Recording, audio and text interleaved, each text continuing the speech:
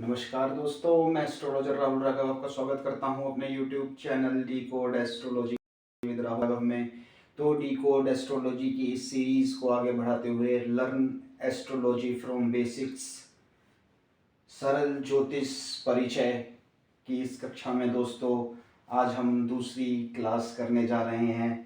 तो पहली कक्षा में दोस्तों हमने बात की थी राशियों के बारे में और उनके ग्रहों के बारे में, भावों के बारे में, जोडियाक सर्कल के बारे में।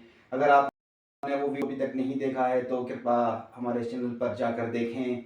अगर आप नए हैं दोस्तों तो हमारे YouTube चैनल को सब्सक्राइब करें, हमारी वीडियोस को लाइक करें। हमारा चैनल दोस्तों ज्योतिष और आध्यात्म के लिए समर्पित है। तो अगर आपका इंटरेस्ट, आपकी रुचि इन विषयों में है तो कृपया कर हमारे चैनल को सब्सक्राइब करें।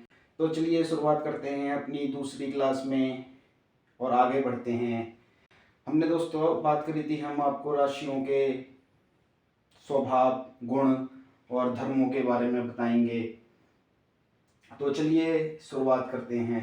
पहली नंबर राशि, जैसे हमने पिछले बार भी लिखा था, हमने सारी राशियां क्रमशः यहाँ पर लिख दी हैं। पहली नंबर राशि मेष राशि। इसका तत्व दोस्तों अग्नि होता है, क्योंकि मंगल कर्म ग्रह है दोस्तों। मंगल में अग्नि है। मंगल अगर आप एस्ट्रोलॉजी के हिसाब से देखें तो दोस्तों मंगल अग्नि तत्व प्रधान ग्रह है।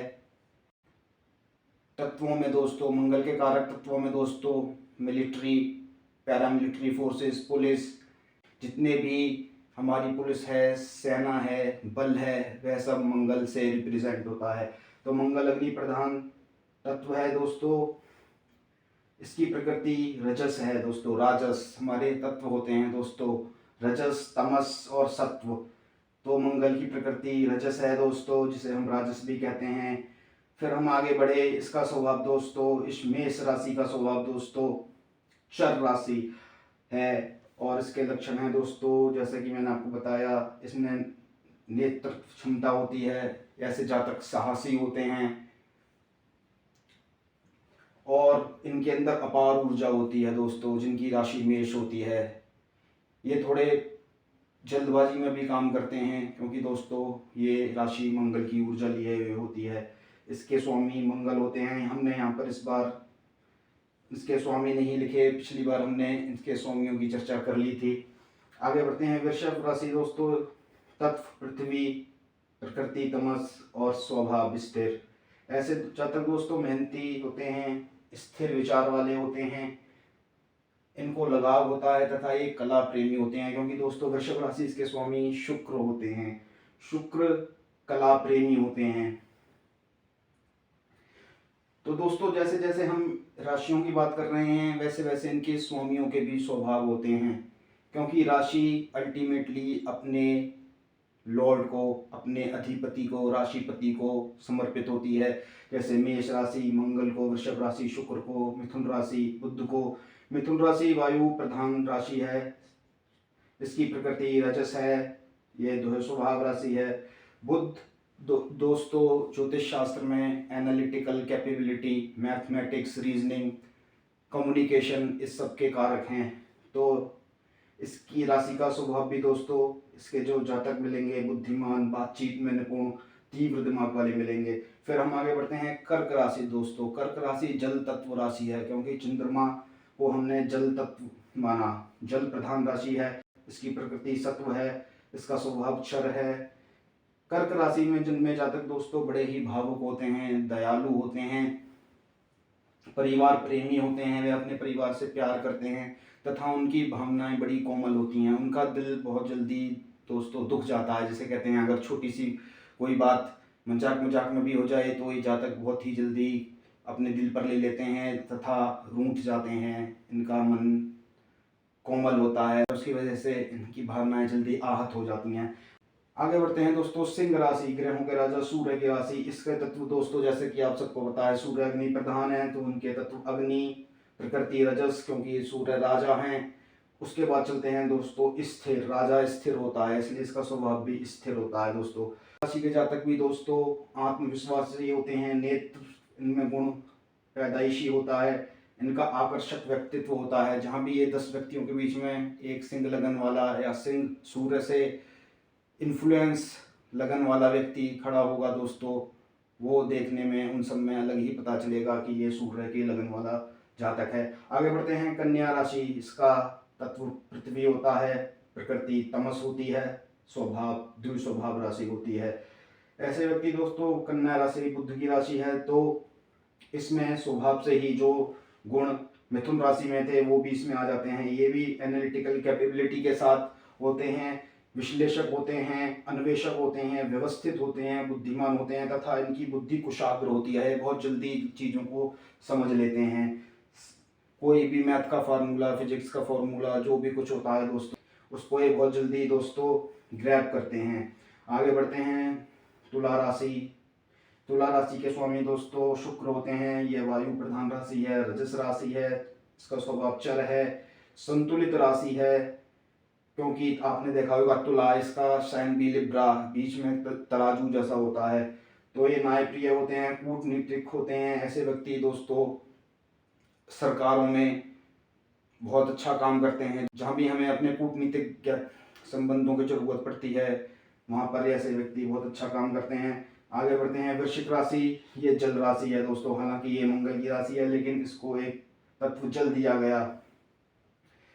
आपने देखा होगा इसका निशान भी कैप्रिकॉर्न है, तो केकड़ा जल में ही रहता है। आगे बढ़ते हैं, ये तमस है तथा स्थिर स्वभाव की राशि है।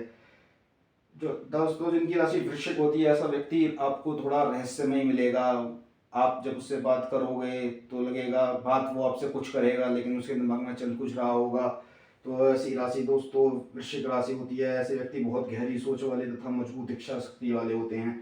दोस्तों जैसे जैसे हम राशियों की बात कर रहे हैं, आप इनके कारक ग्रहों को भी, जैसे इनके स्वामी ग्रहों को भी उससे ही जोड़ सकते हैं। जैसे वृश्चिक राशि के स्वामी मंगल, तो हमने मंगल के स्वभाव की यहाँ पर ऊपर बात कर ली थी। आगे बढ़ते हैं दोस्तों, धनु राशि। इसके स्वामी गुरु होते हैं। प्रधान राशि है दोस्तों, प्रकृति इसकी सत्व है, द्विस्वभाव राशि है। ऐसे व्यक्ति दोस्तों आशावादी होते हैं, आशावादी, आध्यात्मिक होते हैं, सत्य प्रिय होते हैं तथा गुरु से संबंधित चीज़ें उनको काफ़ी अच्छी लगती हैं। जो जो गुरु जो भी बृहस्पति के गुण धर्म हैं, वैसी चीज़ें उन्हें काफ़ी अच्छी लगती हैं। आगे बढ़ते हैं, मकर राशि, शनि की राशि, 10 नंबर राशि। इसके तत्व दोस्तों पृथ्वी हैं, तमस इसका प्रकृति है, चर स्वभाव की राशि है। ऐसे व्यक्ति दोस्तों बड़े ही जिम्मेदार होते हैं। हम बात कर रहे हैं शनि की, हम अपनी आगे भी एक वीडियो बनाएंगे जिसमें हम शनि के विषय में थोड़ी बात करेंगे। हम सारे ग्रह के विषय में बात करते रहेंगे दोस्तों, इसलिए हमसे जुड़े रहें, हमारे चैनल को सब्सक्राइब करें। तो मकर राशि दोस्तों जिम्मेदार, ऐसा व्यक्ति दोस्तों जिम्मेदार होता है, अनुशासित होता है, लक्ष्य पर केंद्रित होता है और कठोर परिश्रम करने वाला होता है। क्योंकि दोस्तों ये सारी कैरेक्टरिस्टिक्स शनि के अंदर आती हैं। आगे बढ़ते हैं, कुंभ राशि। इसके तत्व वायु है, वायु प्रधान राशि है, सत्व इसका प्रकृति है, सत्व इसका नेचर है।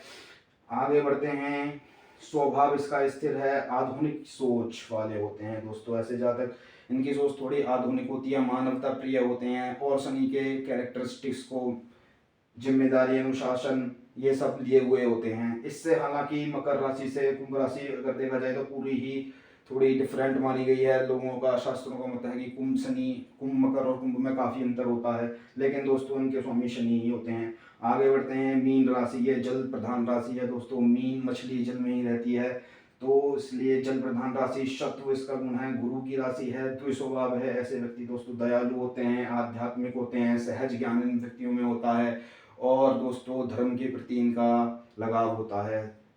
तो हमने बात कर ली दोस्तों इन सारी राशियों के बारे में, उनके तत्वों के बारे में, इनकी प्रकृति के बारे में तथा इनके कारक लक्षणों के बारे में। दोस्तों किस किस कारक तत्व को ये लिए हुए होते हैं, आप इसको ऐसे भी पढ़ सकते हैं। पहले तो आपको ये राशियां याद करनी पड़ेंगी क्रमशः, 1 नंबर मेष, 2 नंबर वृषभ, 3 नंबर मिथुन। उसके बाद आप जब इनके गुण, स्वभाव इनको देखें तो आप एक टेबल बना लीजिए, चर स्थिर दो स्वभाव। तो 3 राशि, पहली, दूसरी और तीसरी, चर स्थिर दो स्वभाव। फिर दोस्तों दूसरी बार चर स्थिर दो स्वभाव, फिर चर स्थिर द्वि स्वभाव, चर स्थिर द्वि स्वभाव। तो आप इसको ऐसे ब्रेक कर लीजिए, इधर राशि लिख लीजिए, इधर चर स्थिर दो स्वभाव। तो हर एक राशि पहली चर होगी, दूसरी स्थिर, तीसरी दो स्वभाव, फिर उसके बाद से जब चौथी राशि से कारक से शुरू होंगी, फिर चर स्थिर दो स्वभाव, फिर तुला में चर स्थिर दो स्वभाव। इस हिसाब से आप इसको याद कर सकते हैं। इनको याद करने के लिए दोस्तों आपको थोड़ा मेहनत करनी पड़ेगी, किताबों को आपको ज्योतिष के साथ चलते रहना पड़ेगा, तो आप इसको धीरे धीरे समझ जाएंगे। ये सारी चीज़ें दोस्तों जब आप समझ जाएंगे, कारक तत्व समझ जाएंगे, तो आपको ज्योतिष आगे पढ़ने में, आगे समझने में काफ़ी आसानी होगी। तो आशा करता हूँ आपको मेरी ये बनाई गई वीडियो अच्छी लगी होगी। फिर दोस्तों हम आगे बढ़ेंगे अपनी नेक्स्ट क्लास में, इन विषयों को कंटिन्यू करेंगे। तो हमारे साथ जुड़े रहें, हमारे चैनल को सब्सक्राइब करें तथा वीडियोस को लाइक करें, और कमेंट कर कर भी आप हमसे अपने सवाल पूछ सकते हैं। तो चलिए अपना ख्याल रखिए, फिर मिलते हैं, तब तक के लिए जय सिया राम।